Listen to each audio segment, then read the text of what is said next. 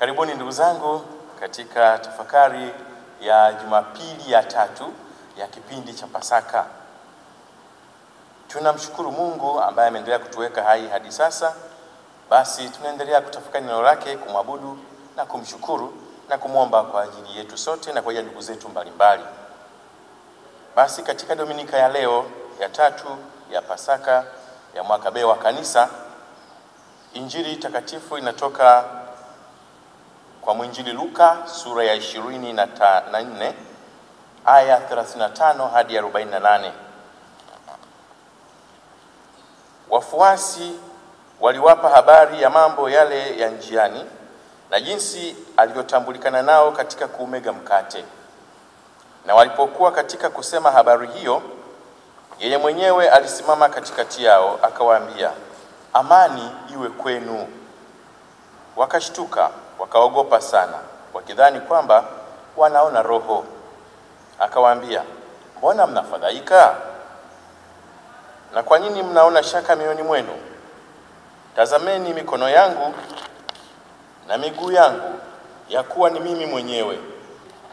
Nishikeni muone, kwa kuwa roho haina mwili na mifupa kama mnavyoniona mimi kuwa ninayo." Na baada ya kusema hayo, aliwaonesha mikono yake na miguu yake.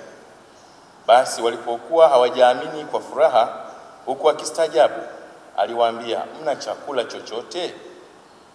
Wakampa kipande cha samaki wa kuokwa, akakitwaa, akala mbele yao.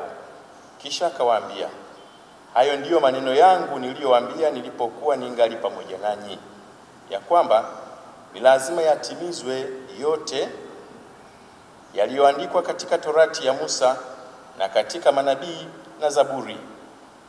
Akawafunulia akili zao wapate kuelewa na maandiko.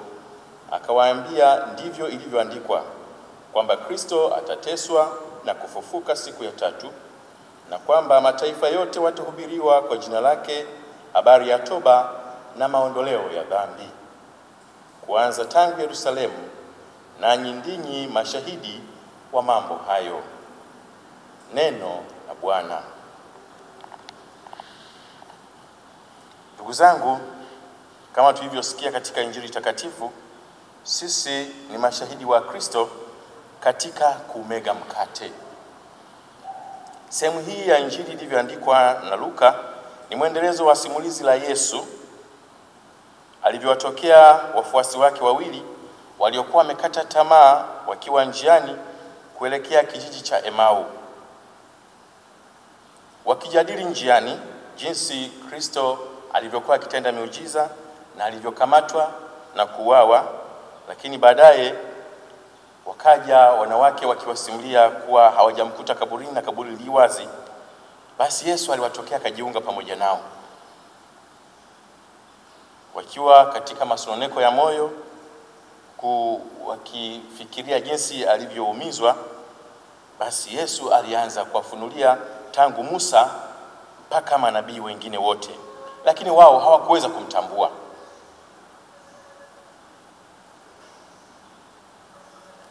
Licha ya kuishi naye Yesu akihubiri Injili muda wa miaka 3 na kujua gesture zake, ongea yake na tembea yake, lakini hawakumtambua katika kuwafunulia maandiko. Ndugu zangu, ndio maana kanisa Katoliki takatifu halina liturujia ya neno pekee. Na liturujia ya neno na liturujia ya Ekaristi takatifu. Haya yote mawili yamewekwa pamoja ili kutusaidia kumtambua Mungu, kumtambua Kristo mfufuka kati yetu. Ndugu zangu katika Kristo, sisi basi tutamtambuaje Kristo mfufuka katika maisha yetu? Baadhi ya wenzetu wa Kristo wenzetu, wao wana ibada ya neno pekee. Sasa ndugu zangu, katika kanisa Katoliki tuna liturujia ya neno na liturujia ya Ekaristi takatifu. Basi tufanyeje? Kristo anachotufundisha leo ni kwamba tunapokutana katika kuadhimisha misa takatifu, basi tumpokee katika liturujia ya neno tunapoandaliwa katika kumpokea katika liturujia ya Ekaristi Takatifu. Yeye mwenyewe anatuambia, nimetamani sana kuila karamu hii pamoja nanyi. Anapotuambia katika Injili ilivyoandikwa na Luka sura ya 22 aya 15. Anatamani sana Kristo ashiriki pamoja nasi katika Ekaristi Takatifu. Tuungane naye katika Ekaristi Takatifu. Lakini yeye mwenyewe anatuambia kupitia mwinjili Yohane sura ya 6 aya 53 mpaka 55, msipoula mwili wake mwana wa Adamu na kunywa damu yake, hamna uzima ndani yenu. Aulaye mwili wangu na kunywa damu yangu ana uzima wa milele, nami nitamfufua siku ya mwisho. Tufanyeje basi? Jambo la kwanza, tumpokee Yesu tukiwa tumejiandaa vizuri katika maumbo ya Ekaristi Takatifu, katika maumbo ya mkate na divai kwa mastahili. Tusali misa mara nyingi tuwezavyo. Kuna baraka nyingi za kutosha. Lakini baada ya hapo, tuwe mashahidi wa hii Ekaristi Takatifu, huyu Yesu wa Ekaristi kwa maisha yetu. Yeye mwenyewe amejitoa sadaka kwa ajili yetu, akatuachia Ekaristi Takatifu. Nasi basi, baada ya kumpokea katika Ekaristi Takatifu, tukubali kujitoa sadaka kwa ajili ya wenzetu. Huko ndiko kumshuhudia Kristo mfufuka katika kumega mkate. Tuwe tayari kuwajali wagonjwa. Huko ni kujitoa sadaka kwa ajili ya wenzetu. Wenzetu tunapokuwa wamefiwa, tuwe tayari kwenda na kuwahani na kuongea nao, kuwatia faraja.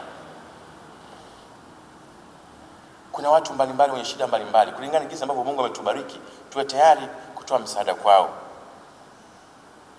Ndugu zangu, Kristo huyu ametuachia mwili wake mwenyewe. Ameshika mkate akasema, twaeni mle nyote, huu ni mwili wangu. Akashika na kikombe kilichojaa divai anasema, twaeni mnywe nyote, hii ni damu yangu. Tunahitaji kumwamini Yesu katika mafumbo katika fumbo la Ekaristi Takatifu, katika maumbo ya mkate na divai. Hakuwa ameshika juisi ya aina yoyote ile kusema hii ni damu yangu. Kwani sisi tupinge kama wengine wanavyosema kwamba padri anabariki divai? Yesu mwenyewe ameshika divai anasema hii ni damu yangu. Je, sisi tufanye kinyume? Anasema fanyeni hivi kwa ukumbusho wangu. Ameshika mkate anasema twaeni mle wote, huu ni mwili wangu. Ndugu zangu, cha msingi ni imani. Kuelewa ni swali linalokuja baadaye, ila imani kwanza itangulie. Lakini jambo lingine la mwisho na la msingi kabisa, Yesu mwenyewe alipowaambia wanafunzi wake na umati ulikuwa ukimzunguka, aliwaambia mtu asipoula mwili wake mwana Adamu na damu yake hana uzima wa milele. Basi baadhi ya wanafunzi wake wengine waliacha kuandamana naye, wakajitenga naye. Na Yesu habembelezi katika mambo matakatifu, katika mambo mafumbo matakatifu, habembelezi, anawaambia nanyi mnataka kuondoka? Anataka kuondoka na aondoke. Hakwanza kuambia basi jamani msiondoke, baadaye mtakuwa mnabariki mkate unakuwa mwili wangu, mnafanya mageuzo na divai inakuwa damu yangu. Katika mafumbo matakatifu Yesu hana mchezo. Tunachopaswa ni kumwamini. Maswala ya kutafuta kuelewa, kudodosa hapa na pale, hayo yatakuja baadaye. Hata Petro wakati Alhamisi na waosha miguu, Petro alikataa. Mwambia Petro, usipokutawaza miguu huna ushirika na mimi. Yesu habembelezi kabisa katika mambo hayo. Ndugu zangu, tunapaswa kumwamini Kristo katika mafumbo matakatifu. Hapo ndipo imani yetu inaanza kudhihirika. Basi ndugu zangu, tumtangulize Mungu, tuwe na moyo wa upendo wa kujitoa sadaka, lakini zaidi sana imani yetu idhihirike katika kumega mkate, katika kuadhimisha Ekaristi Takatifu, lakini imani yetu idhihirike katika kujimega sisi wenyewe kwa wenzetu, kudhihirisha upendo wa Kristo aliotuonyesha sisi, tudhihirishe upendo huo kwa wenzetu. Tumsifu Yesu Kristo.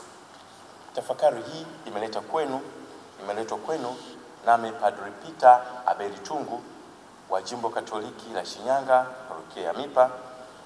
Asanteni na Mungu atubariki sote.